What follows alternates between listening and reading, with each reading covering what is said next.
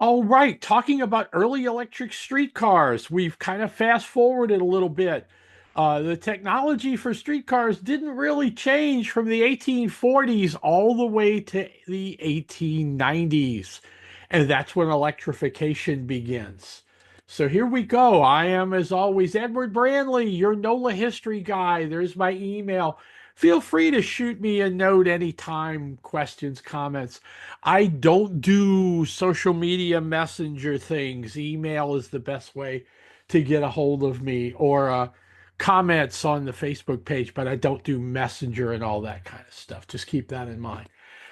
All right, so electric streetcars hit the New Orleans streets in 1893. That's when electrification begins.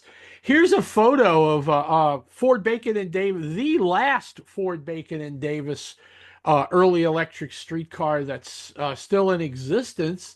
It's NORTA number 29, if affectionately known as the Sand Car.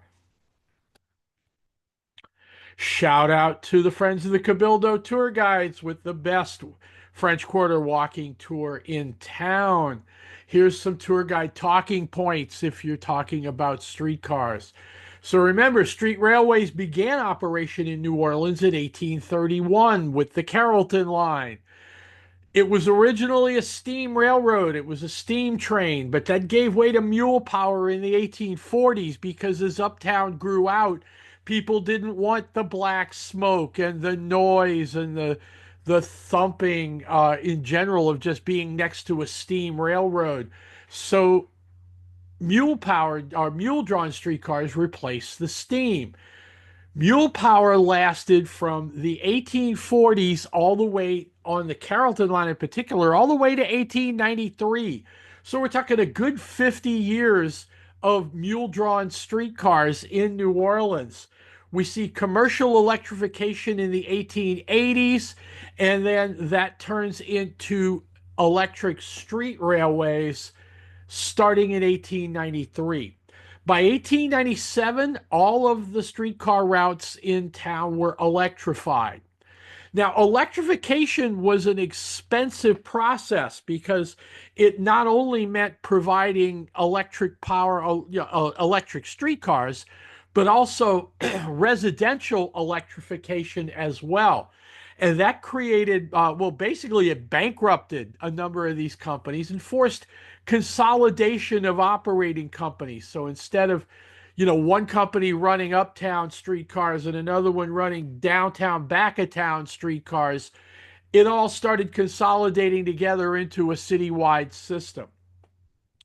The first electric streetcars came to New Orleans from the St. Louis Car Company, as we said, in 1893. At the same time as this consolidation and development is taking place, an engineering firm from New York, Ford Bacon and Davis, is brought to town to look at design and street planning. They end up designing a streetcar specifically for New Orleans that becomes incredibly popular. And those Ford Bacon and Davis streetcars remained in use into the 1920s, some of them as utility vehicles into the 30s. But what happens to those single truck early streetcars is more people start using street rail because electrification moves things faster. Larger double truck streetcars ending up replacing those Ford Bacon and Davis. That's where we get our double truck cars and, of course, our venerated double truck arch roof cars that we still have in existence. Well, let's talk about early electrification and we'll get rolling here. So, those first electrics come to town in 1893. There's no photographs of the St. Louis Car Company electrics that were purchased by the New Orleans and Carrollton Railroad Company back then. The company built out a power station at Napoleon and Chapatoulas, right across the street from Tipitina's, and started running wires to feed electricity to the Carrollton line, or which was the St. Charles line at the time. Alas, we don't have photos of those originals, but within a year, the company starts acquiring, well, actually, the company starts hitting the consolidation and the financial issues, and merges into what becomes what was called New Orleans Traction Company. And the New Orleans Traction Company started buying electric streetcars from the Brill Company. And here's a photo, an image of one of those cars, New Orleans Traction number 50. This is an 8-window version of what were known as the 1894 Brill streetcars. They didn't really have a model name. Brill was the manufacturer, so they just became the 1894 Brills. What is interesting about these is that they're these smaller streetcars. They're nowhere near as big as our classic green and red streetcars now, but these streetcars used 2 trucks. You can see the double truck there at the bottom. Those were what Brill called their 22E trucks. And they were originally what came down here. They became problematic for maintenance, though. So what we see is these 22Es are replaced quite quickly by a single suspension truck, a one set of 4 wheels on the streetcar. Now, here's a photo of streetcar. This is now, it's New Orleans Railways Company. This now brings us up to 1902.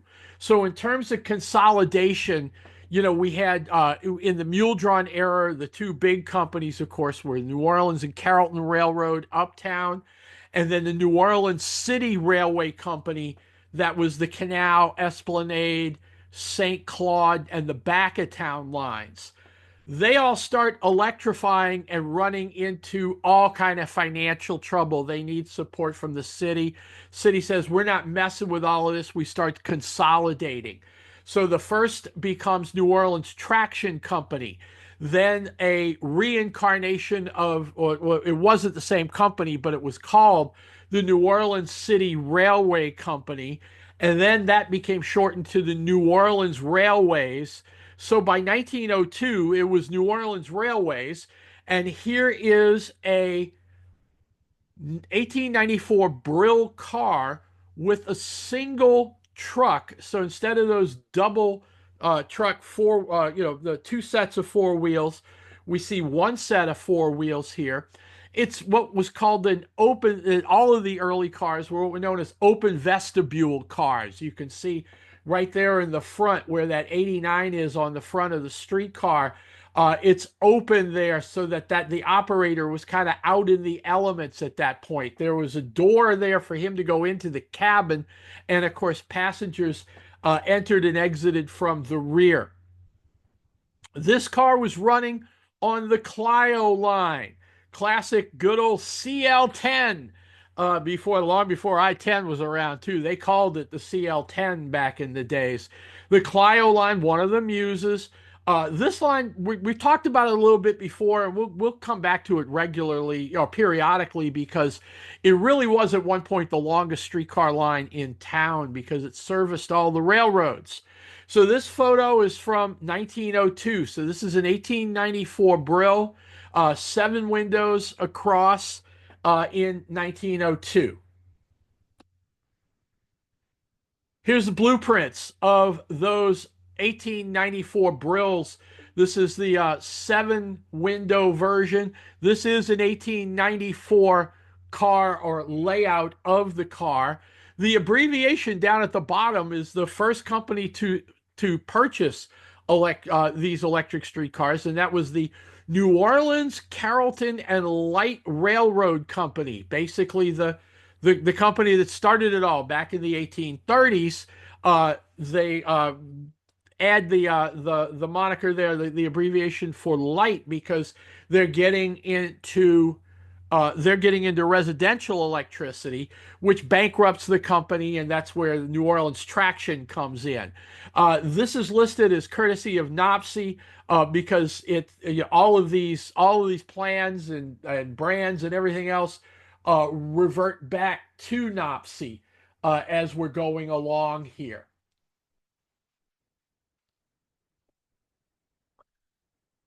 While New Orleans traction, New Orleans City Railway, New Orleans traction, all of this coming together in consolidation is taking place. The city or the consolidated company hires a New York engineering firm called Ford Bacon and Davis. They're still around. They are a consulting civil engineering, mechanical engineering company. They're still around these days. Basically, Ford Bacon and Davis were brought into New Orleans to redesign or to consult on expansion, consolidation of the street rail system. You had some of the mule drawn companies were using standard railroad gauge track. Others were using the wide passenger street rail gauge. And basically, the city said, let's bring in some engineers. Let's do some redesign to make sure we could start standardizing everything. This diagram is an 1899 diagram of the head of Canal Street, Canal and the river. It's the loop around Liberty Place, and you've seen this in stuff that we've talked about before, where cars would hit the river, they would loop around the Liberty Monument and the Liberty Place, a little green space right there at Front Street and Canal, on Canal. So streetcar would come up, it would loop around, and then head back. It was already pointing in the other direction. You didn't have to change the poles or direction or anything. It just headed back out on its outbound run at that point. You can see at the top there, you've got tracks that are feeding into this from the downtown back of town, and at the bottom, uptown back of town, uptown and uptown back of town lines. Those lines you see at the top right of the screen, that's Louisville and Nashville Railroad tracks, and they're a little bit subdued because this is a streetcar design or a streetcar plan that is just showing the railroad stuff in passing. So Ford, Bacon, and Davis have a big impact on the whole process here. They are, they basically, bring everything together for electrification. When these guys had come to town, they're listening to people, they're riding they're riding the Brills, they're riding the St. Louis cars, and they come up with some ideas of their own in terms of design for a streetcar for New Orleans. And that gives us what we call the Ford, Bacon, and Davis streetcar. So it's similar to the 1894 Brill in that it's a single truck, four-wheel suspension truck on a small chassis like the 1894 Brills. As a matter of fact, when this streetcar was designed, Brill was contracted out to build a good number of them, but using the Ford, Bacon, and Davis design. This is a photo of an early Ford, Bacon, and Davis car at St. Charles and Willow, and this is in 1895, 1896. This is long before the Carrollton Station streetcar barn existed. You're starting to see residential electrification. You see that big light pole, big electric pole in the back behind the streetcar, and then you've got the classic T for the overhead catenary for the streetcar there in the street by the tracks. You've got that little stand there, streetcar station stop at Willow. Again, this is before Carrollton Station, so this is just another stop on the run. Now, at this time, the St. Charles line is going much further down. It's going down closer to to Claiborne now. Not the belt yet, but it's getting to that point where we've come all the way. Instead of just going to the Carrollton Courthouse, the Carrollton line's going all the way down to Carrollton and Claiborne now. Here's a blueprint of a Ford, Bacon, and Davis. Now, the parentheses there, it says, Ford, Bacon, and Davis design car. And it's called design because these were built by a number of different companies. And you can see there that, it says it's designed, it says builders, St. Louis, American. You get the idea. The engineers designed the car, and then New Orleans Railways contracted the car, or placed orders to purchase the cars from established streetcar manufacturers. So here's a Ford Bacon and Davis. You see, four single suspension truck, four wheels. The big difference, what separated, which made this car appealing and prompted the large orders of the car that were placed, was the big monitor deck on top. You ever been in an old house that, each room not only had, each room, even inside, had transoms, had small windows right toward the ceiling that you could crack open, and then the air would flow in through the transom. You have a box fan maybe or something like that, and the air would blast through the house and go through the transoms to cool things off. These monitor decks were the same idea. It's like a transom. Basically, it was that monitor deck was open. You could you could crack those windows open and then let air flow down into the streetcar so that you weren't, especially obviously in the summer, you still had the roof and protection from the elements. If it was raining or if it was cold, you close it all up. But then in the summer, you open that up and it gives you some cooling of the car at that point. So this is New Orleans Railway and Light 208. You'll see the note on the Ford Bacon and Davis design car. Typical New Orleans Railway and L Company, New Orleans Railway and Light Company rebuild. By 1905, the startup fail of the consolidated citywide companies got to the point where the city government said, no, we're done with all of this. We're putting up money. We're organizing this right. And New Orleans Railway and Light became the company that kind of stabilized everything for street rail and for residential and commercial electrification. Basically, they became the power company. It was known as the New Orleans Railway and Light Company because the largest consumer of electricity at this time is is streetcars.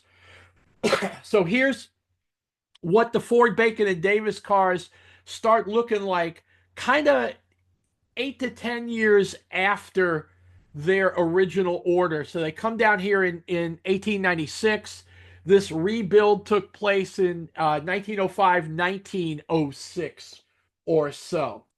Here's a photo of that car, 208, and you can see you can see the wide monitor deck now. There were monitor decks on cars all the time, but they were much smaller. Kind of the thought was like a transom, but the engineers at Ford Bacon and Davis, well, they were working New Orleans. They were working this whole thing, so they naturally were able to come in and make some design suggestions that fit our climate and our way of life down here. And that's why the very wide monitor deck. One trolley pole at the top, it changed direction depending on how you flipped it. When you flip it, it changed the circuit. And so you didn't, it was a small car. You only had the one motor.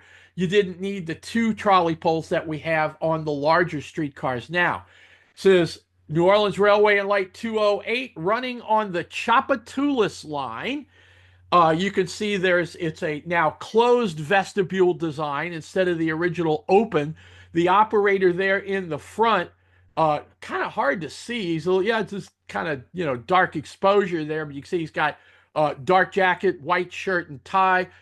In the back, you see the conductor in the back, and he's hanging out for the photograph there. So it's two-man operation at this time. We don't get motorettes until World War II. Now we've got operators. We've got everybody running the streetcars, which is a good thing. So it's motorman conductor, as you see here. Look at the cow catcher on the front. Really, it's like, they kind of joke it's a people catcher, but it's a little of both, right? Just to make sure that even if there was an issue with brakes or something else, that car would not only would it come to a stop, but even if there was a problem with braking, obviously it would that the car would catch up anything in front of it, and that way it wouldn't get caught under the wheels. Here's the custom house. Now, this is a photo from 1916. So, New Orleans Railway and Light starts in 1905. Uh, they're running everything. This is what, 11 years later. We still have Ford, Bacon, and Davis cars running at this point. You know, they were refurbished, rebuilt. Remember, streetcars are meant to last 20, 30, 40 years. They're not like modern buses where you got to throw them out in 5, 10 years, that kind of thing. Streetcars were meant to last a good long time. So here's the custom house. This is 400 block of Canal, and we see a Ford, Bacon, and Davis on Canal. Looks like it's on the outside track, so it's not running. Well, in 1916, it wouldn't have been running on the Canal line as such because Canal was a busy line, and it used double truck streetcars at this time. So that's a back of town line. It's going to make that right turn onto Decatur and then go back out to, that could be Bayou Bridge, that could be the City Park line, could be a number of different lines that are going back through the quarter and then into back of town from there. Single trolley pole, off he goes down. One of the things I find neat about this picture is you've got a street vendor there. You can see his umbrella over in the bottom left corner. And this way predates Lucky Dogs, but it's almost like whatever the forerunner of Lucky Dog. Maybe he was a hot peanuts vendor or, hot nuts vendor, or maybe he was selling, some kind of dog or sandwich or something there. Right there on the corner. Well, the custom house was a very busy office building. It was a federal building, so obviously people would run down for lunch or a snack or something like that. So this is 1916. Same time period. Here's a postcard. Now this is a colorized version of a similar photo. As we've talked before, companies like Kurt Tyke and Detroit Publishing Company, they would buy photographs from local photographers across the nation. And then the photographers would shoot a roll of film. Then they would mail it back to Detroit Publishing. If Detroit Publishing would send them, you send the exposed film, they send you back another roll. And if they used your photo, they decide they wanted to use your photograph, then they paid you for that at that point. They sent the photograph, sent the print back to the city, like here, sent it back to New Orleans to an artist who would then color in the photo. And that's how we know that at the time, New Orleans Railway and Light painted their Ford, Bacon, and Davis streetcars in a green and yellow livery. Now, these two cars are both running inbound. They're approaching Liberty Place, and they're going to turn back around, and you can see the tail end of a streetcar in front of the building on the on the left hand side there. He's running outbound, so you can see the guy with the wagon and the mule is patiently waiting for those two streetcars to go past him so they can pull up into that terminal tracks. Then when they're ready to go back outbound, they'll go around the loop and head back into town there. Basic, street scene from the 1910s. That pretty much sums up the story of single truck streetcars coming up into the 1910s into 1920. Double truck streetcars had already started replacing the 1894 Brills had long been replaced. The Ford, Bacon, and Davises were built really well and were tough, and you can see their functionality lasted a good bit longer. By 1905, by the time New Orleans Railway and Light, we start seeing the double trucks come in. We see double truck Brills, We see the Palace cars come in, and we see the very first arch roof cars start coming to town. The Ford, Bacon, and Davis single trucks get repurposed into like utility vehicles, wrecker cars, sand car, rail grinder, this kind of stuff. And we still have one of those cars in operation today. It's hard to say preserved, it's just part of the fleet still. And that's New Orleans Regional Transit Authority number 29. That was that very first photo that we had in the pod today. Here's NORTA 29 running on St. Charles Avenue in 1945. It's it's listed on the notations on this particular Nopsy photo, which comes to us. It's a Nopsy photo. That means Otto Gessel was in his collection because Otto worked at Nopsy. George Friedman posted it on his wonderful Canal Streetcar website. And then Mike Strauch, who you can see there, streetcarmike.com, is the one that's why I nicked the photo from Mike, so that you guys could, we could share this and see it. You can see that it's not that 29 Nopsy, what is now Nopsy 29, is not running in passenger mode. It's been rebuilt, retooled. It doesn't have seats and windows. It's got that big open door in the middle so that you could load and unload equipment and different things in there. It's being used as a rail grinder car. The wheels, the truck down at the bottom has rail grinding capability to keep the rails clean, clear, and sharp, have it grind off the rust and keep things smooth for the passenger streetcars, which by 1945 would be our venerable green arch roof Pearlie Thomas cars. Here's a Nopsy blueprint of what was called a wrecker car design.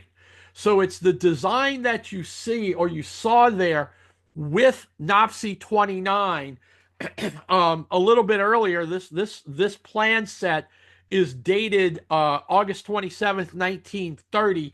That was a shot in 1945. Same basic idea. You can see the specs. These shots are in the PDF. So if you want these blueprint or these line drawing plan diagrams, download where it says PDF here on the show page, and you'll get these. This is a general design for a wrecker. The note here is interesting. It says car 29 is now a grinder. Car 30 was made into a sand car. And the idea here was that the Nopsy 29 was used as a rail grinder. Its role has shifted, and it is the sand car now. Here is no longer Nopsy, but NORTA 29 running on Canal Street in January 2009. This is one of Earl Hampton's photos of the period where the green streetcars ran on Canal after Katrina. What happened was the green streetcars were safe and buttoned up at the Carrollton barn, and that's high up enough, the sliver on the river. They didn't get any water or any damage. But the St. Charles line, 60% of the overhead catenary got blown down and required extensive repairs. Nopsy decided, I mean, not Nopsy, but RTA decided to do some electrical system upgrades as well that extended the suspension of streetcars on the St. Charles line as well. Canal Street, on the other hand, the water came in and the water came out, so that the tracks, and in particular the overhead catenary, were essentially undamaged. Alas, with the exception of one streetcar, NORTA 461, one of the riverfront cars, all of the Red Lady streetcars got water flooded, were damaged, and had to undergo major rebuilds. So now RTA's got an interesting situation at this time. You've got green streetcars that are perfectly capable of running, but their line is down. You've got the canal line perfectly capable of operating streetcars, but their streetcars were ruined.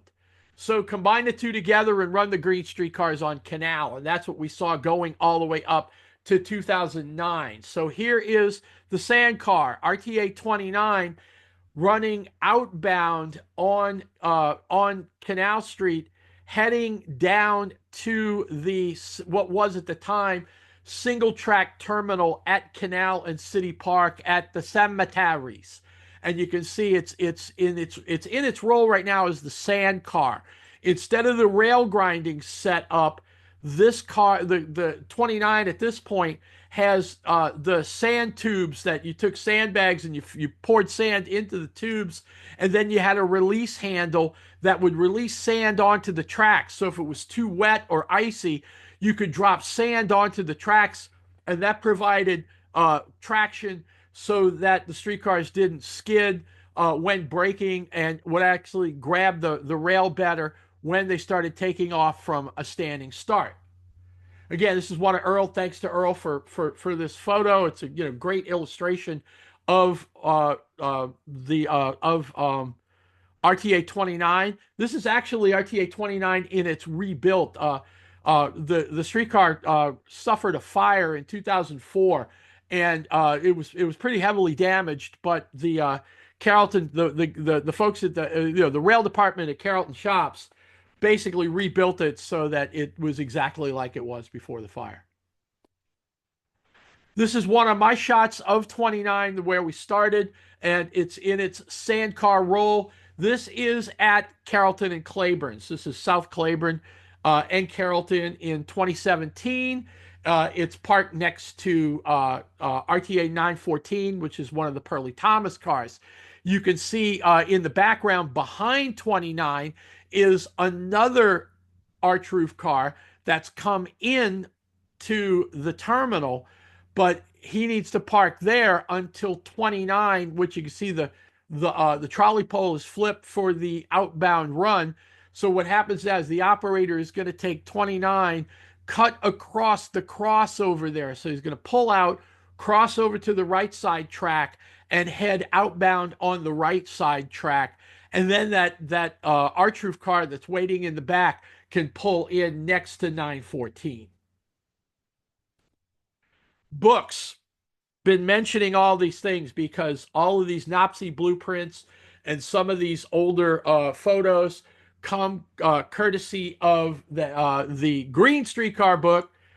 Earl's picture, of course. Buy Earl's book. It's just great. Actually, buy both of these books for that matter. But Earl's picture, of course, comes from what we affectionately call the Red Streetcar book. So here's the Green Streetcar book from Lewis Hennick and E. Harper Charlton. Was published in 1965, so that the information in the book starts from the very beginning and then goes up until 1964, which is when that's when the canal line streetcar service on canal was transitioned to buses and left us only with the St. Charles line at that point. Harper Charlton passed very shortly after this book came out. May his memory be a blessing. Lewis was with us for till just a few years ago, and he passed away. He passed on a ton of the knowledge, his knowledge of streetcars, not only in New Orleans, but Hennick and Charlton also wrote a book called Streetcars of Louisiana that has chapters on different cities: Alexandria, Baton Rouge, Shreveport. There's even a chapter on the West Bank on Algiers and Gretna. Just wonderful resource when I did a talk for the Algiers Historical Society about their streetcars. So this is Streetcars of New Orleans by Hennick and Charlton, published by Pelican Publishing, originally 1965. I think the latest reprint is like 21. It's still out there, available. Go bookshop.org.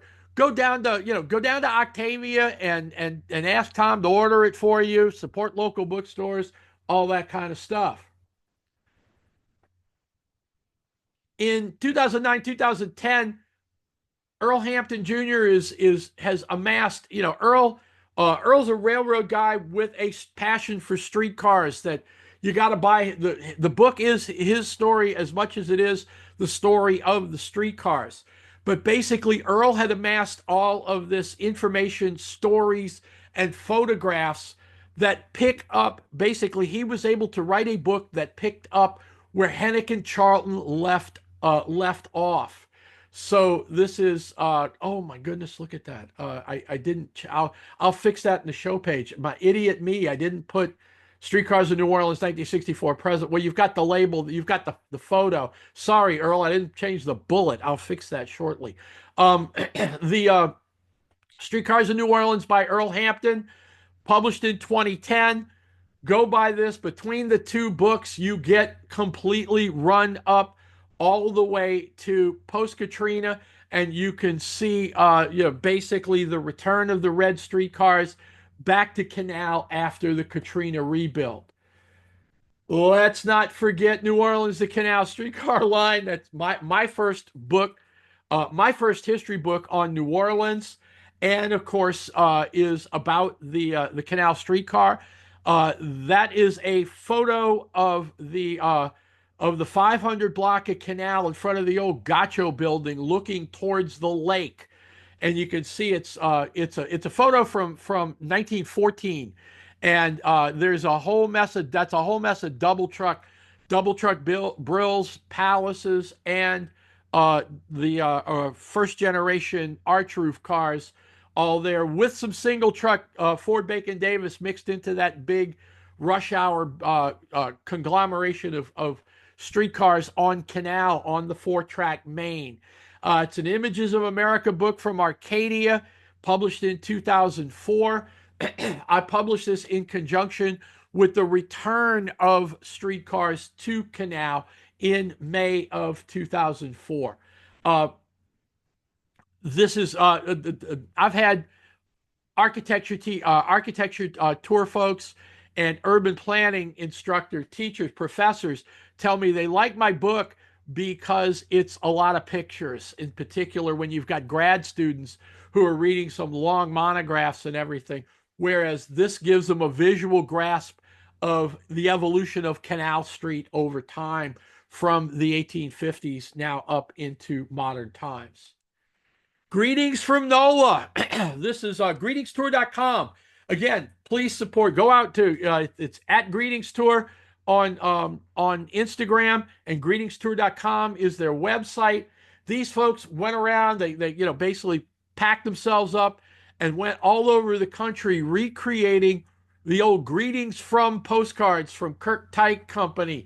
Greetings from New Orleans, greetings from Cincinnati, greetings from wherever. They took a wall on a building that's Magazine Street that you can see kind of peeking around the corner there. It's Magazine in St. Joseph Street, uptown in the Lower Garden District, and they painted a whole wall in as an homage to the old Kirk Tyke greetings from postcards. Go support these folks. They're just gorgeous work. A word from your sponsor. Buy my books. I mentioned the streetcar book. Brothers of Sacred Heart, New Orleans. My book tells the story of Brother Martin High School and its legacy schools, St. Aloysius and Coriezu High Schools. Maison Blanche Department Store. Mr. Bingle is Chapter 3. I used to work for MB. The company was very interested in a department store history book, and that was so much fun to kind of look at the history of one of my former employers and that kind of thing. New Orleans Jazz. I originally pitched it as a book on Faubourg Treme. They came back and said, "Can you broaden the scope a little bit?" And boy, that was. I can't play a lick of an instrument. My son's a good trombonist, but yeah, I still had so much fun getting into starting with King Bolden and the roots of jazz into the Creole Cats, King Oliver, Pops, Kid Ory, into the Sicilians, into the swing period, then the revival, and then revival of traditional jazz, and the modern period. Legendary Locals of New Orleans is like a who's who of about 180 folks that are important to New Orleans, are true legends in the city over its 300 plus year history. Most recent book, Krause, the New Orleans Value Store. The History Press, uh, basically in 2017, asked me, it was 20 years since Krause had closed, said, would you be interested in, this is their Lost History series. Since the store was gone 20 years, would I talk about it? And I was more than happy to expand my learning and experience with the store, with Canal Street Retail, and our history of our Jewish community as well. Again, I am NOLA History Guy. On social media, I am at NOLA History Guy on Blue Sky, on Instagram. The page is NOLA History Guy. It's 3 separate words on Facebook. And then NOLAHistoryGuy.com is the website. If you got here through Apple Music or Spotify, the show page is at NOLAHistoryGuy.com.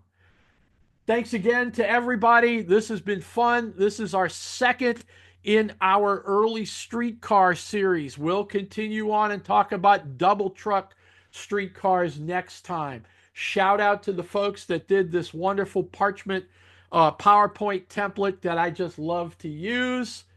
Again, thank you much. Appreciate you guys coming in, liking the pod, giving us good reviews. Feel free to ping us with questions, and we'll catch you next time.